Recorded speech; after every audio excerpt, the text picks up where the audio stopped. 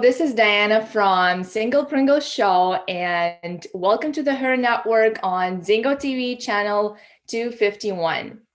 Please remember to download both the Barn Burner and ZingoTV apps in their respective app store on iOS and Android devices. While you download, make sure to rate and leave a comment. Both apps are absolutely free. Zingo TV is also available on Google Chromecast, Amazon Fire, and Fire TV sticks. Roku and Roku sticks also on all smart TVs to 2016 forward. So happy to see you guys this week. Happy Sunday. I hope you're enjoying your afternoon snack, watching this show. Yesterday was a very big day for Americans. Joe Biden won. Kamala Harris became the first female vice president and the first Black woman vice president and the first Southeast Asian woman. So yeah, it was an amazingly significant day yesterday, not only for American citizens, but also for the whole world, because the whole world was watching, and they were all waiting for the final results. And Joe Biden won the 2020 elections. So let's get back to the show. Here's the quick rundown of what are we going to do today. If in the previous episode we talked about misconceptions about online dating, and it was really a generous information, but this episode is going to be special because it is the beginning of our journey. We are starting to get into the water. We were on the surface, but starting today, we are already in the water. And I know this is such a weird comparison. Um I feel like we're just like I just want us to be like to learn from the start and keep going as if you're in the water, you know. And we're going to go down with every new episode, which means with every new episode, you're going to learn a lot of new stuff that you didn't know about online dating world. And at this point, we are going to spend time analyzing on this episode. Okay. It's a really boring word, I know, but we are going to analyze dating apps. Like, who has done that yet? I mean, researchers, scientists, psychologists, but I'm here to make it everything simple for you and fun if possible. I'm not gonna talk in smart terms, words, numbers. No, like we are journalists, and we're here to deliver concise but accurate information. So today it's going to be about dating apps and how do they work? What are the perks, scams, tricks, some interesting findings, and of course, differences between one another, because they're all different. I mean, they are similar, but they are different. So all the existing dating apps have the same purpose, is to connect people. And let's talk about the history of dating apps, like the whole timeline. So I prepared a little presentation for you guys. I'm just gonna like share the screen with you.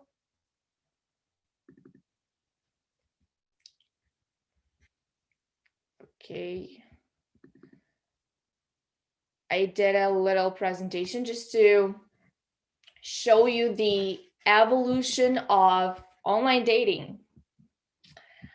Hope it's gonna look and sound more,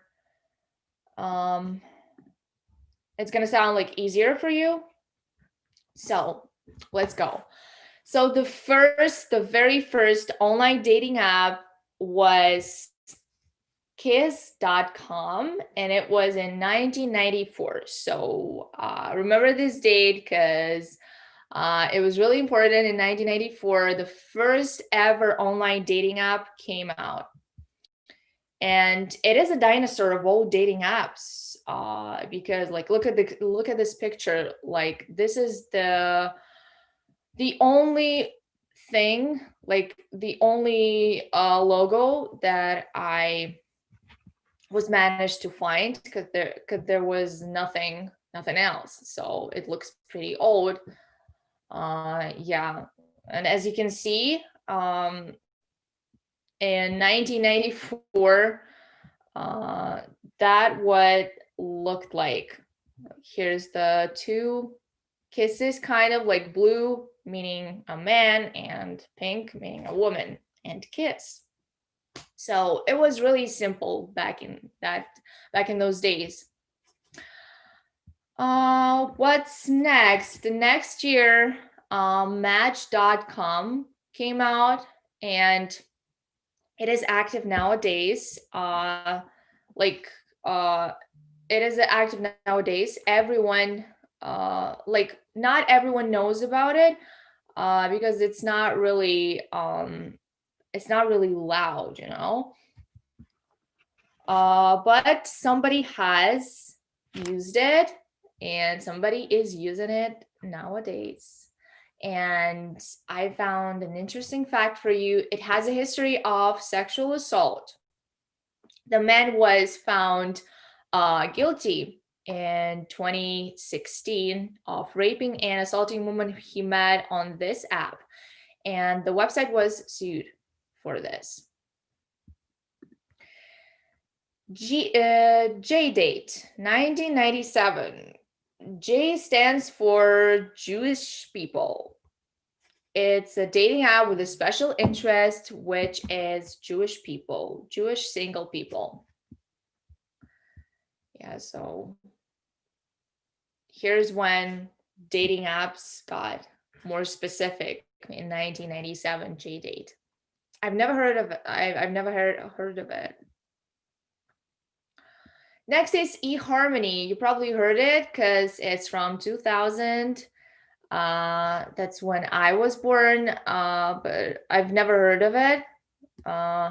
So this is supposed to be successful dating app for people seeking LTR, which means love, trouble, regret, or in other words, long-term relationships. Okay, it's not like that. No. LTR stands for long-term relationships, obviously. Yeah, but eHarmony, maybe it is for something serious. I personally never used it because like it's pretty old, and it was created when I was born. So like I never heard of it. Next one is Christian Mingle in 2001, designed for Christian people. Hey, like really, online dating world got more and more specific. Yeah, but like I found nothing about Christian Mingle. I mean, that is only designed for Christian people. And here's the logo. Pretty simple too. Next one is my favorite, Ashley Madison, the 2002, made in Canada. Life is short, have an affair. That's just how it is. That's what Ashley Madison tells you. Life is short, have an affair. So it's basically a cheater's factory, how I call it. It's a dating app created to mess things up. It's marketed for married people or people who are in relationships. So, like as you can see on this logo, there's a woman. She's making this like it means shh, like don't tell anyone, because I'm cheating. Yes. So I mean, I have no idea about the name, like the Ashley Madison. Who's that? Like some kind of a queen of cheating? I don't know. Um, yeah, so it's a very interesting app. Uh, I haven't used it because I'm not married and I've never been in a relationship, but like it is specifically for like for taking people just to find some side entertainment for them, apparently. Yeah, very interesting. Like I was shocked when I found that. Next is Plenty of Fish 2003. It's made in Canada as well, and it was really like really not popular, but well marketed. It had a really good marketing campaign and music videos of Lady Gaga, Britney Spears, Jason Derulo, and Natasha Bedingfield. Yeah, so Plenty of Fish, like, mm, it sounds like the name is really, mm, it feels like it's the perfect place for guys who post pictures with fish. I mean, like, plenty of fish. Like, you're asking for it. Yeah, but plenty of fish means that um, there's plenty of people, like there's plenty of options. That's what these app is trying to tell you. Come on, like go fishing, you're gonna catch something because there's a lot of fish in the sea. Yeah, marketing. Next one is OK Cupid. It was designed to be less centered on looks, on physical appearance. It was created in 2004. Um, I I used OkCupid for a while, and what I liked about it is that they have cute questionnaires, and it's really not like focused on looks because they're not like forcing you to add as many pictures. They are just want to like collect the information about your personality, your traits, your preferences, and a partner. So they have cute questionnaires that helps you pick your potential matches. And they have really specific and interesting questions like how important is it for you to make physical contact when showing affection for someone? Or, for example, uh, you know, um, how long have you been in a long-term relationships? Or why did you break up with your last relationship? Something like that. So it gets really specific. They do that to like get to know you and to match you with your potential match. Yeah.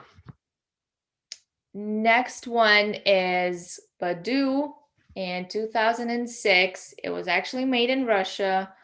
I didn't know that because I thought it was from the US, but it was made in Russia. Um, it has features like you can find people nearby or encounters, which means encounters is your matches or people who contacted you, because in Badoo it's not like in Tinder where you have to match people before they can message you. No, in Badoo everyone can message you. That's what that's what is creepy about it, you know, because on this app there are a lot of creepy people, not only guys, I mean creepy people, and a lot of scams, a lot of fake profiles. And they can just message you. You don't have to match with them, because it's like, it's not the rule on Badoo. Yeah, because it was made in Russia, right? Yeah, so anyways, I didn't like the app. I wouldn't recommend it. In the same year, in 2006, Seeking Arrangement appeared in the market. It's an online dating service for sugar daddies and sugar babies. I have no further comments. Like, that's pretty much it. What can I say about it? Sugar business. Seeking Arrangement.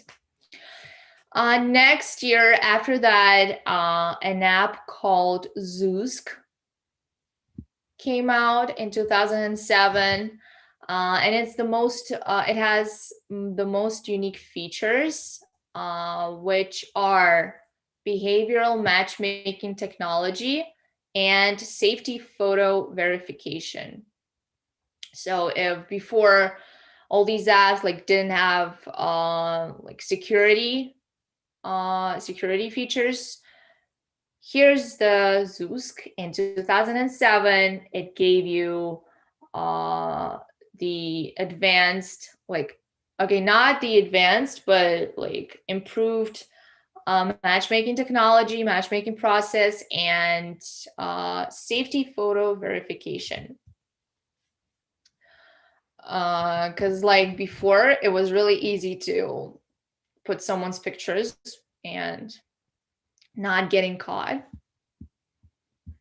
And Zoosk made it almost impossible. In 2001, it is the time of Grindr. Grindr is focused on gay, bi, trans, and queer people. It is a very well-known dating app. There are lots of articles, stories on Grindr, like about the Grindr, and some people, even some like famous people, have admitted that they met each other on Grindr. Even some political figure said that he met his husband on Grindr. Yeah, so I was on Grindr. I'm not, like, I'm straight. I'm not gay, but I was on Grindr just to see how it looks like, what is it, and to be honest, like, it's a really open app, you know. In terms of people, people there can message you, like anyone can message you. Like, I literally created a profile. I didn't have any pictures, I didn't have any information, and 5 minutes after I created my profile, I got 2 messages from some guys, and they were like asking me for some pictures, or like they didn't even know that I was a girl because I didn't have any pictures. Yeah, so it was like mainly gay men. Yeah, so yeah, but Grindr, like, is more for casualty, like casual hookups, and not for something serious. At least I haven't heard. I don't know anyone who found someone serious on Grindr. Like, when I hear Grindr, it's usually about a hookup. Yeah, so that's just how it is. And I like the logo. Like, I have no idea what does it mean. Like, what is it? I feel like it's a face mask, but why is it black and black and white. Yeah. Okay, so now we are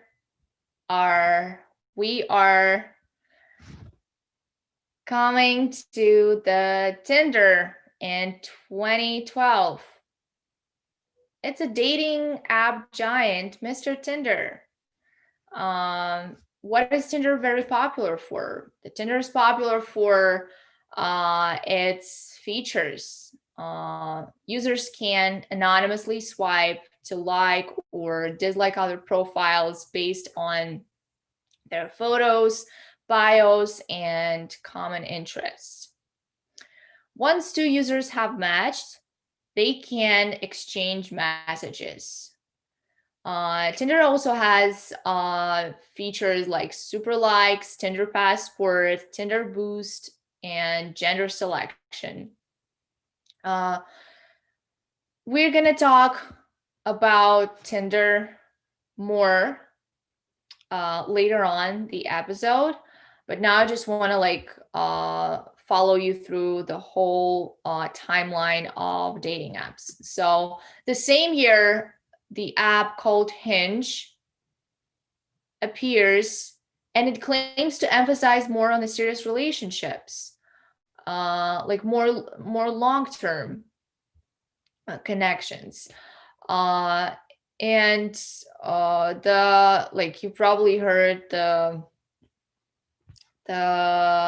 motto, designed to be deleted, and we are going to talk about it more later on too. In 2014, there is an app called Bristoler that came out on the online dating market, and it's for guys with beards and girls who love beards. It's really popular in the UK, the States, the Netherlands, and in Canada, of course. I think it's really funny, like Bristler, someone who loves beards. I mean, how specific you can get. See, like in 2014, there is an app called Bristler. Like, I doubt it. Like, I doubt that many people know about it, the existence of an app like this. But I guess if you know about it, you've got to check it out. Next is Bumble. Last but not least, the Bumble is considered to be not like brand new, but considered pretty new. And it's for strong, independent women who want to make the first move. It's basically a feminist Tinder. That's how people call it. That's how the co-founder of Tinder call it. And the co-founder of Tinder actually sued Tinder for sexual discrimination and harassment. And that's how she left the Tinder and created her own app with the founder of the app Badoo. Yeah, so the most unique feature about it is that matches disappear if not contacted within 24 hours. And we're going to talk about Bumble more later on too. So finally, 2015 is Match Group. What is Match Group? Match Group is an internet company. It's a big internet company. It owned several dating apps, including Tinder, Hinge, OkCupid, and Plenty of Fish. The interesting fact is that Ryan Reynolds, he is in the board of directors of the Match Group. So, like he knows what's going on. Yeah, so in case you didn't know, Tinder actually is owned by Match Group as well as Hinge, OkCupid, and other dating apps. Yeah, so yeah, this is the whole presentation. This was the evolution of online dating. The oldest one was the kiss.com, and um, the newest is Bumble. Okay, so I'm gonna stop this presentation.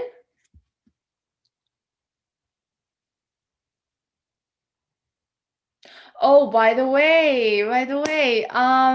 just got the message.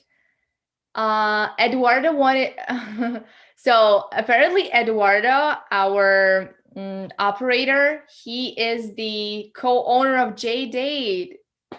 Wow, that's that's so cool. Yeah, so I'm sorry for getting back at that. Yeah.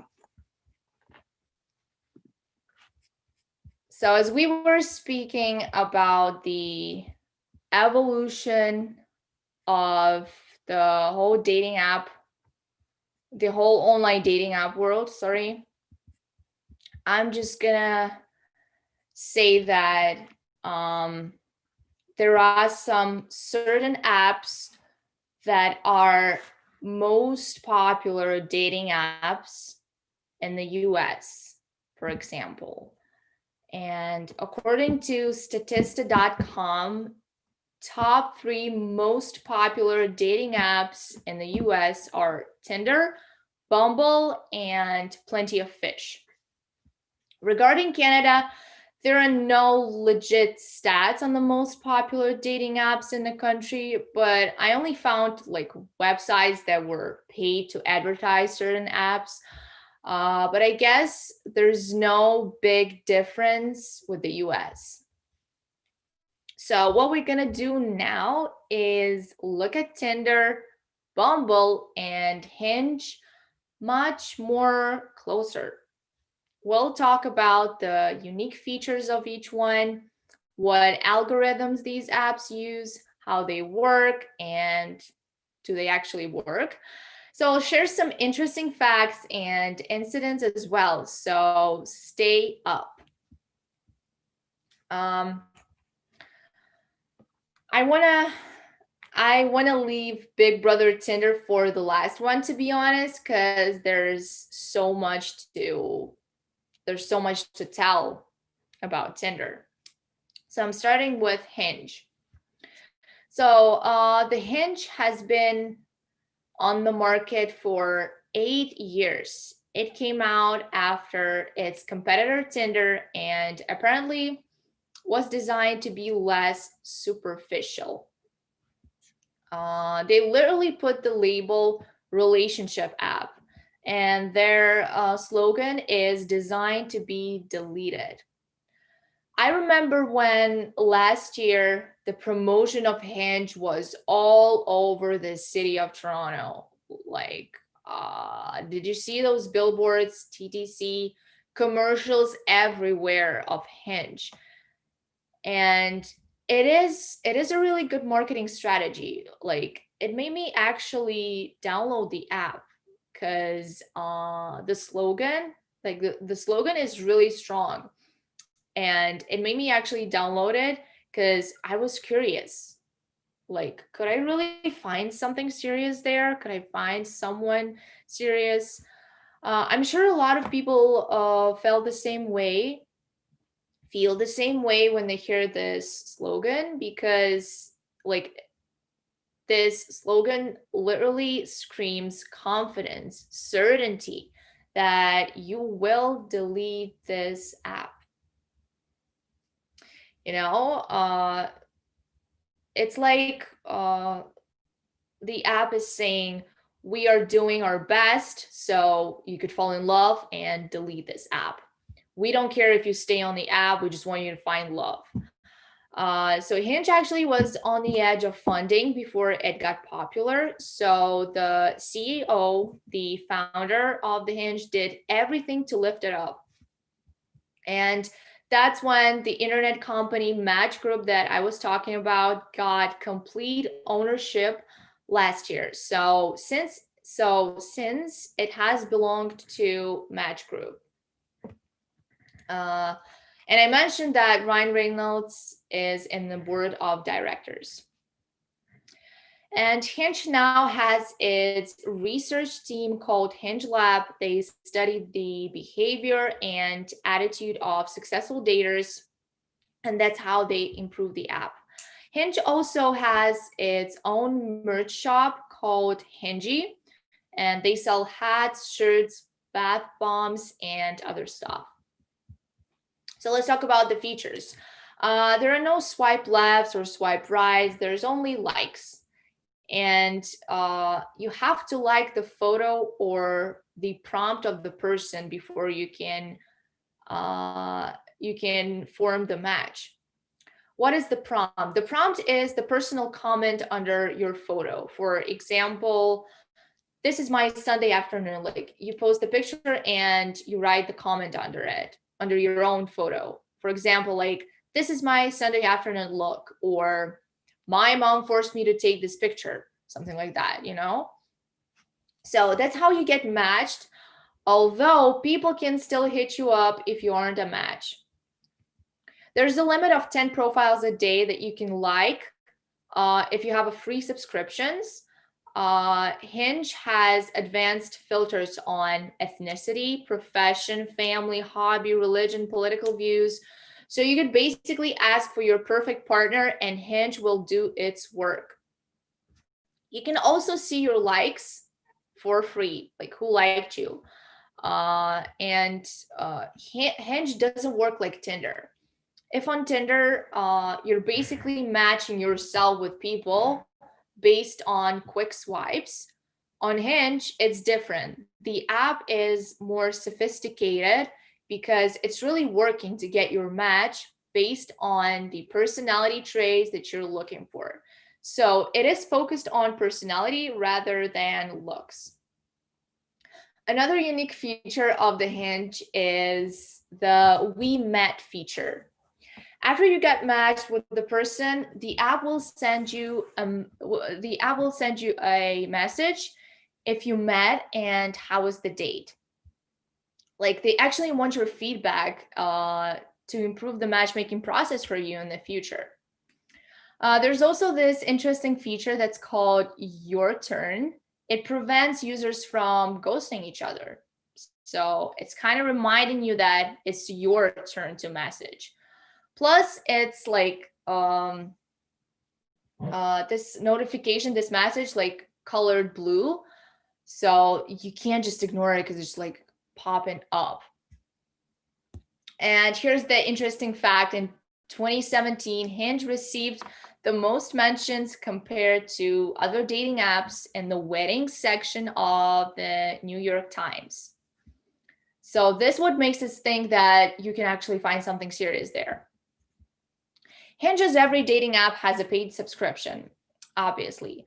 It's called Hinge Preferred, and it opens more personality filters and unlimited likes every day. Moreover, you can contact dating experts who can help you with your matches. And Hinge asks for 6 photos or videos to upload, at least. Like, you can't proceed if you haven't uploaded at least 6 photos. And there's a lower chance to meet fake profiles on there.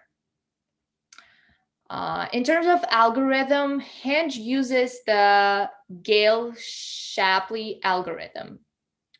So to find a match, each person, man and woman, have to give their partner preferences. Then they're kind of thrown into the soup of billion other users. If a person is matched with someone, but he likes something in the other person, it is not a stable matching problem, which means it's not a match. And when there are no other options and 2 people like and prefer each other, then this is a match. And the algorithm's job is to find that stable match. This is how Hinge operates. So my personal experience of Hinge was not really memorable. I honestly haven't gone on any dates there. I talked to several guys, but it took them a day to get back at me, which was really weird. So it was a really slow process that seemed to not go anywhere. And when I personally interviewed people there on Hinge about their intentions on this app, no one actually said they were looking for something serious. Can you imagine? Like, there was this guy who said, I'm not looking for anything serious right now, but I want to have a loyal girl, which didn't make any sense to me. That's why I argued with him and he blocked me. So I guess that was the end. And uh it's really boring. Like, I found Hinge very boring, not like Tinder, because Tinder is a fast-paced environment. Like, you swipe and you got 10 messages in 5 minutes. That's not about Hinge. Like, people can get back at you after days, you know. That's why it's boring. So next on the plate is Bumble. Have you ever wondered why is it called like that? Bumble is like a bee society. There's a queen bee who is in charge and she's a female. And there's also everyone working together. That's what the founder of Bumble said about the name of the app. So as you could see, it is really feministic from the ground. The name of the app has a very empowering meaning behind it. The app is pretty much similar to Tinder in terms of operation, since the founder of Bumble was also a co-founder of Tinder, so it has the same swipe left, swipe right thing. What makes it special is that Bumble ladies make their first moves, and this is an amazing idea because it's really empowering women of all ages. We live in this society where men are supposed to initiate contact first because they're men, but times have changed a lot and there's no more of that. Bumble allows women to take control of their choices of dates. Feminism is about believing in equality between men and women. It's not about women taking control, being dominant over men. No, it's about equality. And this is what her network about. And the woman can message the guy first, and she can ask him for his number. She can ask him out and even pay for the date if she wants to. So this not about I'm paying for the date because I want to control you, I want to show you, I want to prove myself that I'm more independent and stronger than you. No, it's about showing that I am an independent woman and I can handle paying for the date to enjoy your company. So let's get back to the foundation part. So the co-founder of Tinder sued Tinder for sexual harassment and discrimination. That must have made a push to create something like Bumble. So the co-founder, her name is Wolfie Herd. She cooperated with the founder of Badoo, and they launched Bumble together. The company had also launched Bumblebees, which is a career networking app. So it's actually in the Bumble app itself. Like, you don't have to download another app. Like, when you create your profile on Bumble, it is asking you, what are you looking for? Are you looking for networking? Are you looking for a relationship? So this is the part Bumblebees is about, a career networking app. Yeah, and Bumble also has their own lifestyle magazine, Bumble Mag. So let's talk about features. So the most distinctive one is that girls have to message first after the match is formed, but they are given 24 hours to message, and guys have the same amount of time to respond. Otherwise, the match expires and they lose the match. In same sex couples, both can message first, but the time limit still applies accordingly. Bumble has a wonderful feature, video and voice chat. So you can actually make a video call with your match. There's not like there's features uh, and that you can get when you upgrade Bumble. And upgrade Bumble, I mean upgrade Bumble to the paid subscription. So you will be able to use more than 2 Bumble filters at a time. Like you can filter your religion preferences, deal breakers, habits, pets, and so on. Next, you can limit your match queue to see like who have already swiped right on you. And also you can instantly reconnect with expired matches because as I earlier said, you are given only 24 hours till your match is gone. Super swipes is another Bumble's unique feature. It's a super like it's a version of a super like on Tinder. And it's a way to indicate you're particularly interested in someone. There's also a Bumble Spotlight. It's a paid feature and it will make your profile one of the most popular in your area for 30 minutes. Yeah, and it doesn't seem to, sorry, it doesn't seem to matter how active you are on the app because if someone hasn't logged in for months, their profile will still pop up in your Bumble match queue. So the interesting facts about Bumble is that Bumble users' locations can be tracked, and a company called BuzzHumble sells this information to people looking for their spouses on the platform. So, like, if your spouse is looking for you cheating, they call BuzzHumble. Yeah. So my personal experience with Bumble hasn't been rich. I mean, I've heard a lot of reviews and they are mixed. I've heard from lots of guys that Bumble is a scam. Like there's a lot of fake profiles, catfishes, um, and this is pretty much it. So finally, I want to finally move on to the top dog of the online modern dating world, which is Tinder. Everybody knows this guy. It has beaten Netflix and became the highest grossing non gaming app in 2019.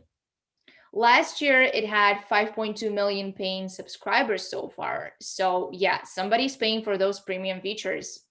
Anyways, Tinder also is the son of the Match Group that owns Plenty of Fish, Hinge, Match.com, and others. It is the very first swipe app that was ever created. No other app, no other app has that feature before Tinder. And the main purpose of Tinder is to make matches so that you could exchange messages. You can swipe left if you don't like the person, or you can swipe right if you like the person. You know how it's going. There's also a super like that you can honor someone that you're particularly interested in. It gives you more chances to be noticed by your crush. The number of users on Tinder like can really overwhelm you because it works just like roulette. I call it Tinder roulette. There's like a bunch of different faces, bodies, but at the same time they're all the same, and like the more you use Tinder, the more you get used to it, and every face just looks familiar to you. Uh, and since everybody, like almost everybody in the city uses Tinder, like you can actually bump into your old friend or your brother, I don't know. So because Tinder uses its own algorithm and people have to follow it if they want to succeed on Tinder, uh, to get exposed frequently and get as many matches as possible. Speaking of getting matches, I heard a lot of guys, especially guys who complain about the small number of matches or the lack of them. That happens to the best of us, but for real, if it's not about your profile pictures, that then it's about your interaction with the app. Like, are you swiping everyone like some kind of a Tinder monster? Like, understandably, you see a lot of attractive girls and you want to go on a date, but you should be pickier, because Tinder is watching you and your steps. It can even shadow ban you because it might think you're a bot and not a real person. Shadow ban, if you don't know, is when your profile is not exposed at all, like it's kind of hidden. And I've been shadow banned once and it sucked, but it was my fault because once again, Tinder is watching you and your moves. Some interesting tricks that I observed is that Tinder puts your best pictures at the beginning and your worst pictures at the end. It's a very good trick because the first impression, right? Your first picture gives your first impression. And when people see your first picture, they can already form some kind of a image of you. I mean, based on looks, of course. But first picture is really important. But still, you can actually like the the bad thing about it is that you can actually see the downgrade of your own photography. Like, I've seen so many Tinder guys profiles where they have amazing first two pictures, but then it's just like a disappointment. I'm sure it goes the same for girls. Like, it's not your fault because Tinder does it automatically. Like, it does it for you to increase your matchmaking process. And like to make your Tinder experience better. Another feature is the swipe search. The app notifies you when the activity is high in your area, so you could use it and get more matches. And the thing is that Tinder loves and cares about new users who just downloaded and signed up. Tinder likes the fresh meat. They want your first Tinder experience to be satisfying so you could come back and maybe interested in a paid subscription. So whenever you're new on Tinder, you are going to be popular because you are exposed to your area 2 times or even 3 times more than the old users. You get more matches respectively. This is why if you want to trick Tinder, it can constantly delete your profile and create a new one. That's what I did because once I was no longer new on Tinder, I stopped getting as many matches as I used to when I just joined the app. Like, I could barely get any messages. So, see, it doesn't only happen to guys, it happens to everyone who's been around for a while. Once again, Tinder cares about new users and it forgets about your existence unless you pay for some premium features. That's how they're trying to trick you to buy a paid subscription. And they restrict your profile and you don't even know about it. Like they just shadow ban it.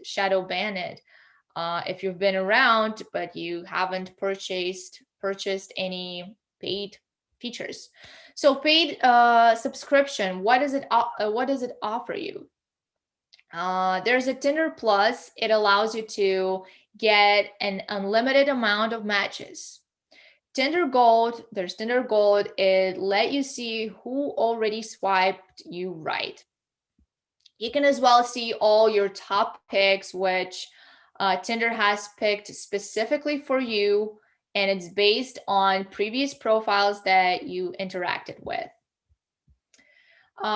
There's also Tinder Passport. You probably heard it. It's another paid feature, although it was free during the lockdown, but you could basically see profiles from different continents, from different countries, and you can match with the person who is 2 oceans away from you.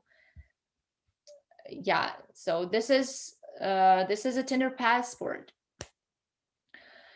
So it's not a secret that Tinder is about looks primarily, because it doesn't have many filters on personalities like Bumble or OkCupid has, for example. And the algorithm of Tinder is truly complicated for sure. There are lots of speculations, theories on the internet, and I wouldn't want to discuss them. But the one thing I want to talk about is the controversy around the ELO score. So the ELO score is, in the other words, your desirability ranking system. So basically, what Tinder did, it actually did it. It used that system in the past, and reportedly they don't use it anymore. But it's about Tinder ranking your attractiveness and matching you with your kind. For instance, if you have a high ELO score, that means you will have potential matches that have the same score, like the high score too. But apparently it's all in the past. They no longer use it, which is good. I mean, there was a lot of controversy around it. So now I want to show you like my personal approach to how does Tinder works, but I decided to make it more relatable to our dating lives. So I just want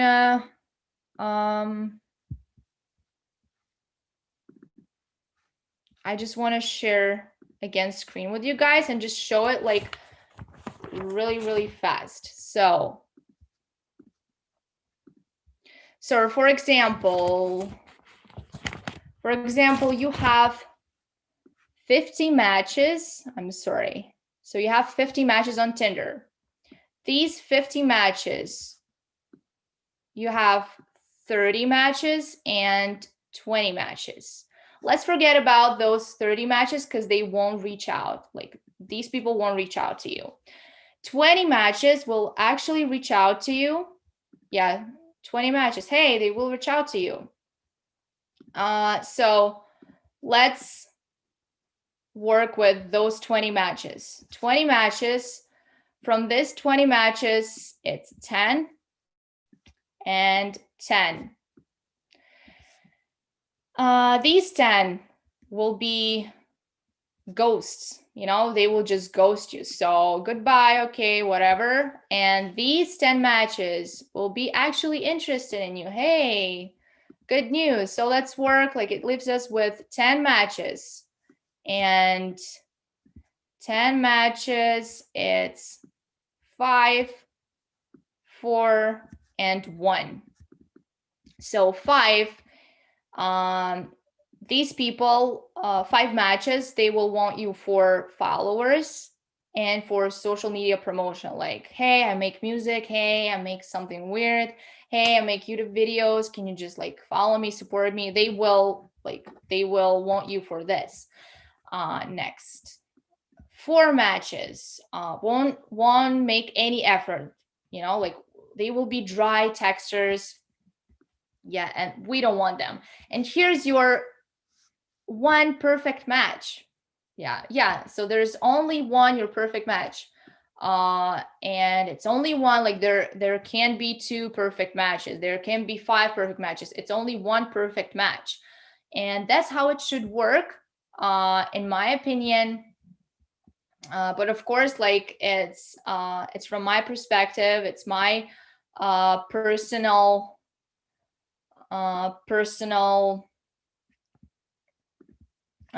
view on that. So this show can also be heard on the Barn Burner Radio Network on its 122 platforms. The H.E.R network is part of the Barn Burner Media Network. Please check out www.barnburner.ca for all the news and programming. Barn Burner, watch it, hear it, read it, download it, and live it. Thank you all for watching. I wish you the nicest day.